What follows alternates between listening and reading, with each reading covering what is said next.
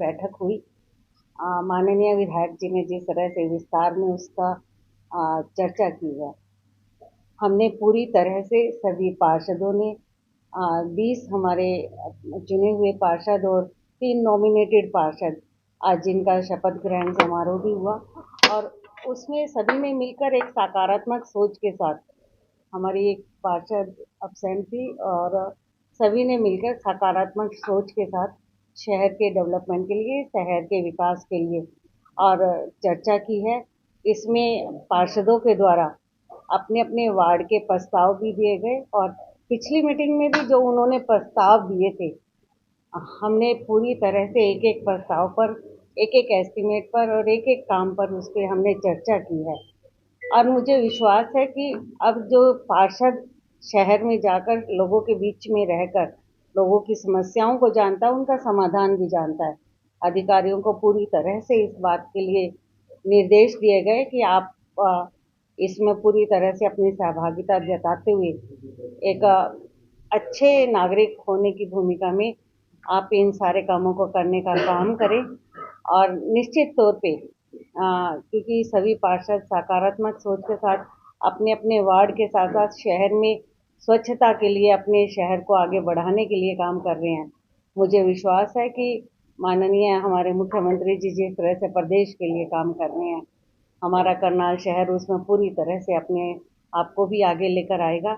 माननीय केंद्रीय मंत्री मनोहर लाल जी का हमें हमेशा, अभी हमने राष्ट्रपति अवार्ड भी लिया तो एक मार्गदर्शन रहा है और जिस तरह से अब नए सेमिनार हुए हैं, मेयर्स के भी हुए हैं, उससे हमें जानकारी मिली है कि किस तरह से अपने शहरों में जनप्रतिनिधियों की सहभागिता को बढ़ाकर अपने शहर को और ज़्यादा बेहतर और खूबसूरत बनाया जा सकता है। तो वो काम सारे हमने अब की बार हाउस की मीटिंग में डाले हैं। निश्चित तौर पे हम सारे कामों को बहुत जल्दी इनको अमली जामा पहनाने का काम करें। हर महीने होती रहेगी। एक पॉलिसी है जिसमें कॉलोनियाँ, माननीय मुख्यमंत्री जी की तरफ से भी निर्देश है कि कोई हमारे शहर में यदि रिहायशी एरिया में कोई हमारा पैच बचा हुआ है, वो उसे हम अनअप्रूव ना कहें, उसके लिए हम अपनी पॉलिसी लेकर आ रहे हैं। उन कॉलोनियों को सर्वे करके, उन पैचेस का सर्वे करके हम भेज रहे हैं। पर इसके साथ साथ में सभी अपने भाइयों से, अपने शहरवासियों से ये निवेदन करना चाहूँगी कि आप कोई भी कॉलोनी काटना चाहते हैं तो आप लाइसेंस लें। बाकायदा हमारी सरकार की तरफ से CLU करवाया जाता है ताकि किसी भी आप यदि कोई अवैध कॉलोनी का निर्माण करते हैं, अंततः उसमें एक गरीब आदमी अपने घर को बनाता है और अंत में कार्रवाई जब प्रशासन की तरफ से उस पर की जाती है तो वो मार गरीब आदमी के ऊपर पड़ती है। आप इससे हमारा गरीब आदमी सुरक्षित रहे, बचा रहे, तो इसके लिए आप लोग सरकार की पूरी पॉलिसी, नियम, कायदे, कानून के साथ अपनी कॉलोनी को काटेंगे तो उनको इन समस्याओं का सामना पूरे नहीं मकान बनने के बाद क्यों नगर निगम की आँख खुलती है? लेंटर पड़ जाता है, कोठी पे मकान बन जाता है, उसके बाद उनको नजर आता है। नहीं, मैंने आपको बताया ये डिस्ट्रिक्ट टाउन प्लानिंग की एक कार्रवाई है, नगर निगम की कार्रवाई नहीं है।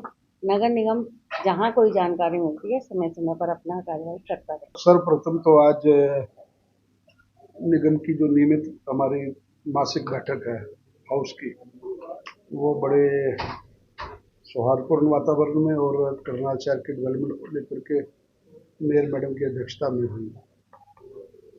और मुझे खुशी इस बात की है कि पिछले दिनों मानेसर में सभी देश के नगर निगमों के और नगर परिषदों के और नगर पालिकाओं के चेयरमैन की एक सम्मेलन हुआ था। आदरणीय मुख्यमंत्री उसमें थे और माननीय लोकसभा के जो स्पीकर है वो उसमें मुख्य वक्ता के रूप में रहे। तो उन्होंने शहर की सरकार के लिए एक सुझाव दिया था कि जिस तर्ज पर विधानसभा की मीटिंग होती है, जिस तर्ज पर लोकसभा की मीटिंग होती है, कम से कम पूरे दिन का एक एजेंडा नगर निगम या नगर परिषद अगर रखेगा, सुबह 11 बजे से लेकर शाम 5 बजे तक, एक तो सबकी बात सुनी जाएगी, ऑब्जेक्टिव सब सामने आ जाएंगे, शहर की डेवलपमेंट में आप अच्छे से बात कर सकेंगे। उस दिशा में आज हमने मेयर मैडम के साथ हमने दृढ़ निश्चय किया था कि उस दिशा में हम बढ़ेंगे और एक सार्थक कदम बढ़ाते हुए उसके ऊपर इम्प्लीमेंट करेंगे। मुझे खुशी है कि सभी अधिकारीगण, कमिश्नर मैडम, मेयर मैडम, सभी पार्षदगण उसमें पूरे वक्त उपस्थित रहे। पूरा इस प्रकार से जैसे लंच का सेशन होता है, लंच ब्रेक रहा, और शहर के लगभग 20 मुद्दों को जो एजेंडा में थे उनको डिस्कस किया। आउट ऑफ एजेंडा लगभग 12-13 मुद्दे थे, उनको डिस्कस किया। हर समस्या को, हर वार्ड के एमसी को जो लिख के दिया, जो उनसे हमने डिमांड्स मांग रखी थी, उसके ऊपर हमने पिछली बैठक का रिव्यू करके और पर्टिकुलर एक एक चीज को डिस्कस करके हाउस की सहमति ली, उनकी फिजिबिलिटी में जो काम होने वाले थे उनके लिए हाउस ने उनको पास किया। जो नहीं होने वाले थे उनको मौके पर ही मना कर दिया।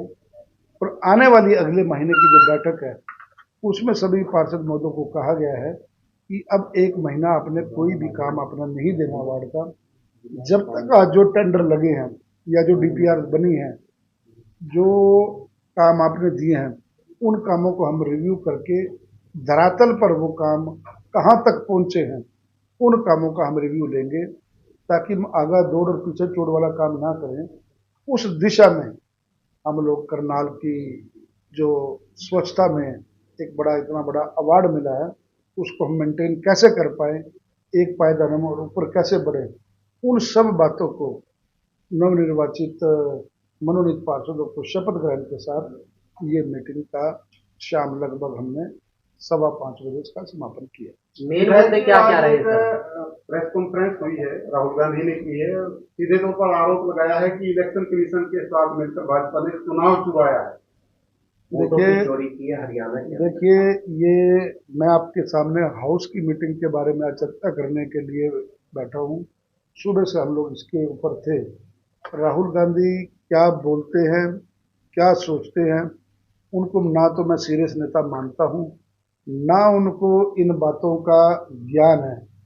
आज अगर मैं हरियाणा की बात ही करूँ तो हरियाणा में हमारे 48 विधायक चुन के आए हैं, उन्हीं मशीनों से, जिन मशीनों से बाकी के कांग्रेस के विधायक भी चुन के आए हैं। तो वो किस प्रकार का आरोप लगा रहे हैं और किस पर आरोप लगा रहे हैं। उनकी बहन भी उसी मशीन से चुन करके आई है, सांसद, जिस मशीन से नरेंद्र मोदी जी चुन करके आए हैं। तो उनकी बात को ना तो कोई अब प्रदेश में, ना कोई देश में और ना कोई विदेश में, तीनों जगह कोई सीरियस नहीं लेता। उनकी बात ना ही की जाए तो ज्यादा अच्छा है। सर, आयुष्मान कार्ड योजना के तहत फिलहाल डॉक्टर को इलाज बंद कर दिया है और तकरीबन 600 करोड़ रुपए पूरे हरियाणा में, 40 करोड़ रुपए करनाल में बकाया। देखिए, मैंने पहले आपको कहा, आयुष्मान कार्ड के लिए निरंतर आदरणीय नायब सिंह सैनी जी, मुख्यमंत्री हरियाणा, पूरे सभी डेलीगेशंस के साथ संपर्क में हैं।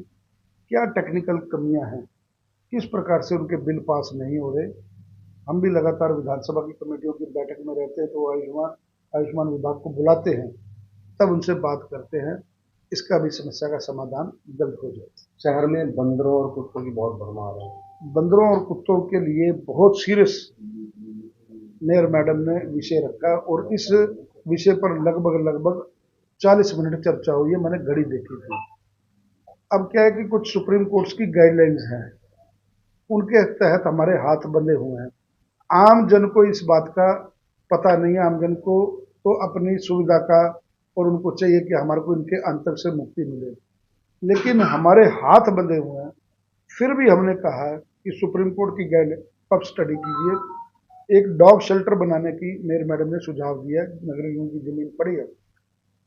कमिश्नर मैडम ने उसको स्टडी करने के लिए और लीगल ओपिनियन लेने के लिए आज निगम ने, हाउस ने उसमें ये एजेंडा पास किया है कि क्या हम वो डॉग शेल्टर हाउस बना सकते हैं तो किन मुद्दों पर वो रहेगा, किस प्रकार से डॉग्स को वहां रखेंगे, उसके ऊपर भी हम उस दिशा में भी अगली बैठक तक एक सार्थक रूप से बढ़ेंगे। डेयरी को भी शिफ्ट किया जाएगा।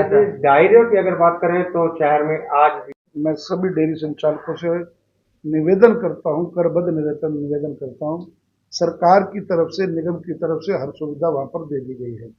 फिर भी अगर कहीं कोई सुविधा की कमी है, डेयरी संचालकों से मेरा निवेदन है, जिन्होंने अभी तक शिफ्ट नहीं किया, अगर उनको लगता है वहाँ कोई सुविधा नहीं है, वो मेयर मैडम के पास आए। नियमित रूप से हमारी मेयर यहाँ कार्यालय में बैठती हैं, नगर निगम कमिश्नर बैठती हैं, इनको आकर के मिले, हर उनको वो सुविधा जो निगम ने अपने एक्ट में प्रोवाइड करने के लिए कही है वो उनको मिलेगी। लेकिन स्पष्ट शब्दों में डेयरी की वजह से रेस्ट ऑफ करनाल की जनता को, क्योंकि सीवरेज ब्लॉक है, नालियां ब्लॉक है, उन चीजों पे निगम का पैसा बहुत ज्यादा खर्च हो रहा है।